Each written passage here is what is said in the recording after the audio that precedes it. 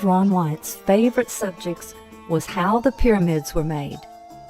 His interest was increased by the fact that he learned that Imhotep was the architect of the first pyramid as well as the first to use stone columns. In our video on Joseph, you can see all the evidence which shows that Imhotep was the biblical Joseph of the 7 years of plenty and 7 years of famine, as well as being one of the children of Jacob, whose name was changed by God to Israel. A study of the earliest civilizations shows that they were not without skilled knowledge of building. It was Ron's belief that these early civilizations were the recipients of pre-flood knowledge passed down from the family of Noah, and that knowledge was slowly lost as time progressed. Even today, we could not replicate their building of the massive pyramids. Yet there were a number of early civilizations which built these massive constructions. So how did they do it? It's a question that has been asked down through the ages.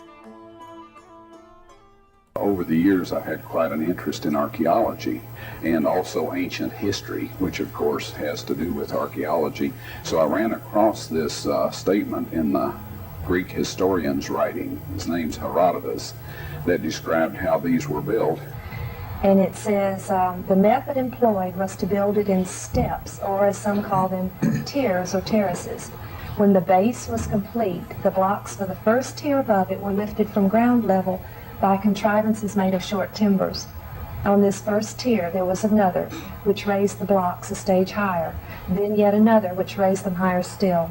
Each tier or story had its own set of levers, or it may be that they used the same one, which, being easy to carry, they shifted up from stage to stage as soon as its load was dropped into place. And then I was reading an archaeological magazine that told about the sunboat that they had found by the pyramid, and that they had found a lot of wooden things in there. Some of them would not fit on the boat. After they got the boat completely finished, they had these things left over. They didn't know what they were used for, so they put them in storage. As it turns out, those were timbers from these pyramid building machines. And then in the hieroglyphics, pardon me, out at Saqqara, they had some bas relief hieroglyphics that showed the working mechanism of this machine.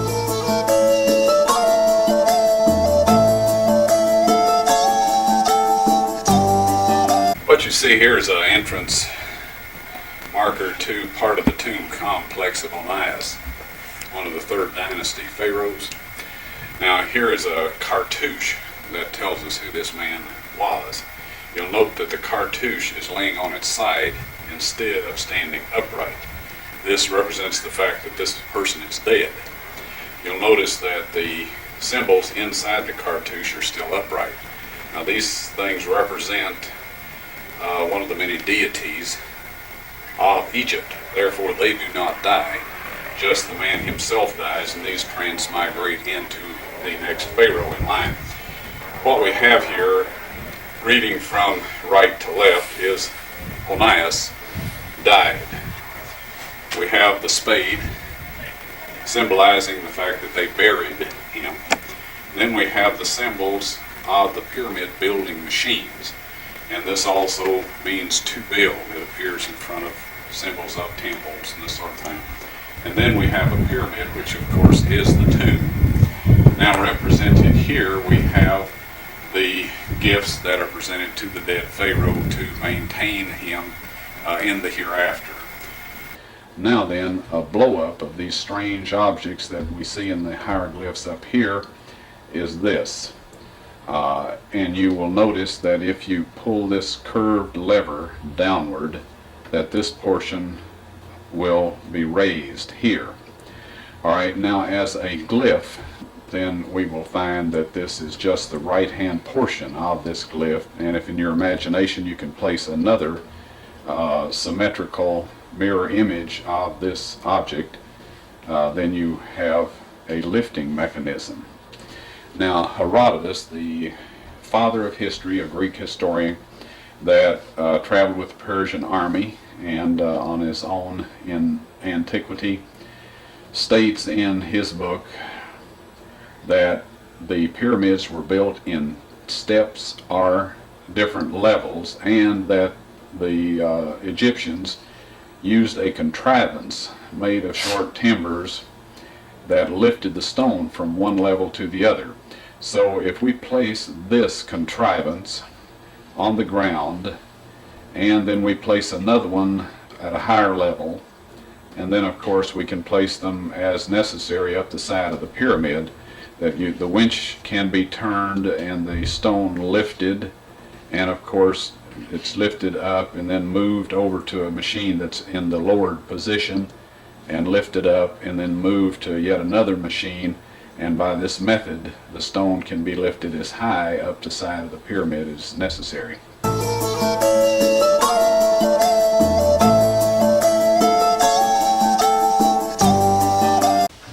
There's been several people that we've discussed this with that have wondered if this would indeed lift a fairly heavy load.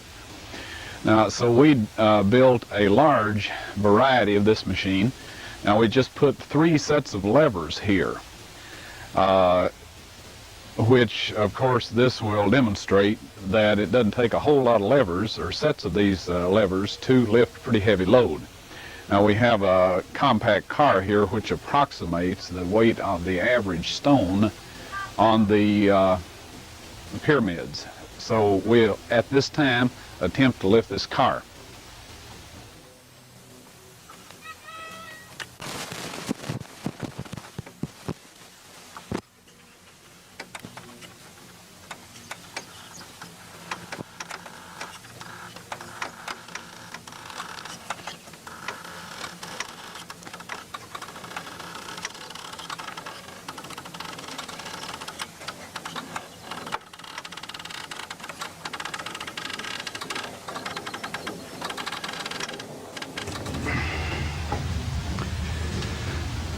Okay, you have seen a demonstration here that this machine will indeed lift a fairly heavy load. Now, an engineer that I asked to do a little study on this and give me an idea of what the maximum capabilities of a machine like this were, said that it is possible to lift 500 tons 60 feet into the air with a machine built or constructed of wood.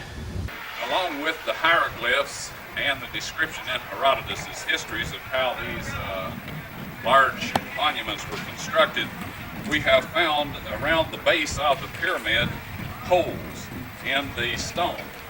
Now, these are at the proper distance to anchor the machines that were used to lift the stones up the sides of the pyramids.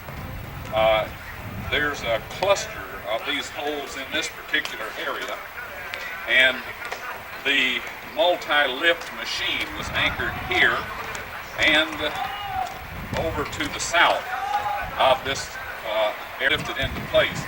Now, there are other sets of holes all around the perimeter of the pyramid. This is where the lesser stones machines were anchored.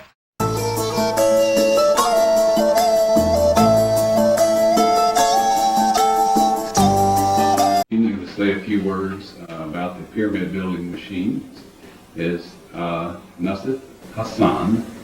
He's the director of antiquities in Egypt, and he will give you an idea of what he believes about these, how the pyramids were built. Now I am very glad to see that this machine, which Mr. Wyatt showed me, and I think maybe they used something like that, because there are hieroglyphs.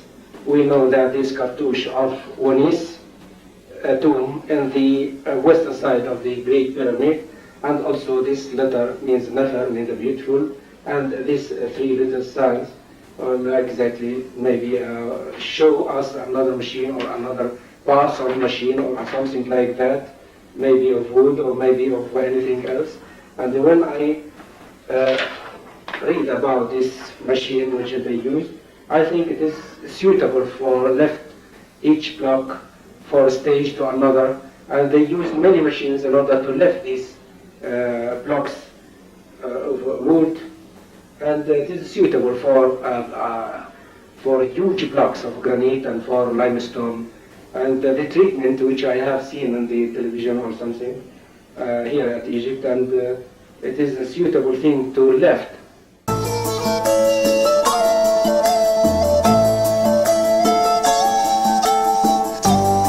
Okay, we have gotten 3 of these machines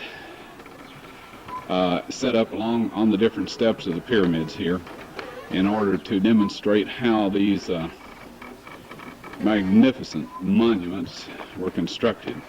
Now, the Minister of the Antiquities asked us not to use a stone because of the possibility that the stone might be dropped and damage the pyramids. These, although they look well preserved from a distance, there's a lot of loose rocks and occasionally a stone will fall, and we don't wish to damage these. So we're using a carton or a large box to illustrate the process. So if you will watch, they have lowered the first machine or the lowest machine into position, and they're lifting the rock, or in this case the carton, up to the full height of this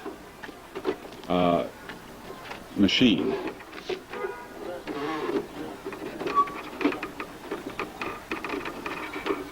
Now, of course, when the pyramids were new, you didn't have the ragged stones placed around on the structure to get in the way, and so things were much easier. At this particular time, with these stones in the way, it makes it more difficult to get the proper idea of how they accomplished this. Now they moved the carton back to the next machine. Now we feel that they had a winch device that sat on top of the machine, that the second machine and the third machine, and that a loop of rope was thrown out over the stone, and with using sand beneath the stone, they were able to slide it along over to the machine that was behind and up on the next step. Now this, of course, meets Herodotus' description, and due to the fact that he only was able to see a hieroglyph, he described them as a contrivance. Now when we get to the top of this second machine, of course, you see there is a third machine that could be lowered down, and the stone placed on that and taken higher. And then step by step, you slowly work your way up the top, or up the side of this pyramid. And as you can see at this present time, you would not want to venture too far up the side with these machines, because you'd definitely get into trouble.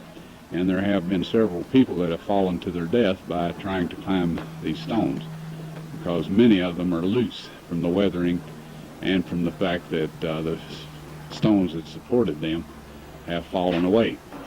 But these machines could be fastened to each other, and they could be tied by ropes, the top machines, to the point that it was impossible or nearly impossible to have much of an accident. Now, as they got to the top of the pyramid, they started filling in the steps with stones cut for that purpose, and these were, of course, harder stones that prevented water from getting in and eroding away the sides of the pyramid, which, of course, is what's happened at this point.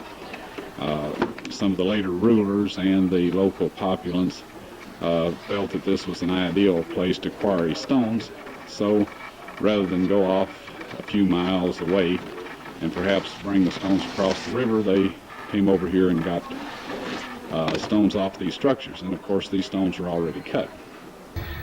Before Joseph's experience there in the story that's related in the Bible about him and the famine and his dreams and all that, Egypt was a collection of city-states with very little, if any, political affiliation.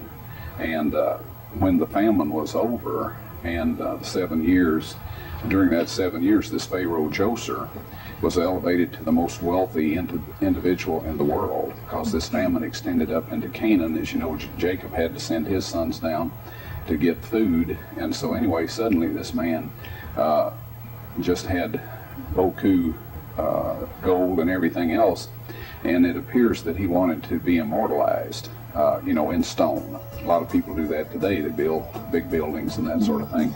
So anyway, he went to Imhotep. He was commissioned to build a memorial that would last and perpetuate or immortalize the memory of this Djoser. Ron was not trying to figure out how the pyramids were built. He had studied ancient history and was familiar with what Herodotus had written when he first went to Egypt to see the step pyramid. When he saw the hieroglyph at Onias' tomb, God revealed to him its interpretation. Just as God had given Joseph the interpretation of Pharaoh's dream, I believe without a doubt he gave Ron insight in the same manner and showed him how the pyramids were built. And he revealed to him how to make the simple device, just as he had revealed to him the grain pits of the 7-year famine. When it was God's time to reveal the things he had hidden for thousands of years to the fallen world, like Samuel and Isaiah, when God called, Ron answered, "Here am I, send me." God is still looking for people who love him and are willing to be called according to his purpose. Each of us can be used of God. We just have to be willing.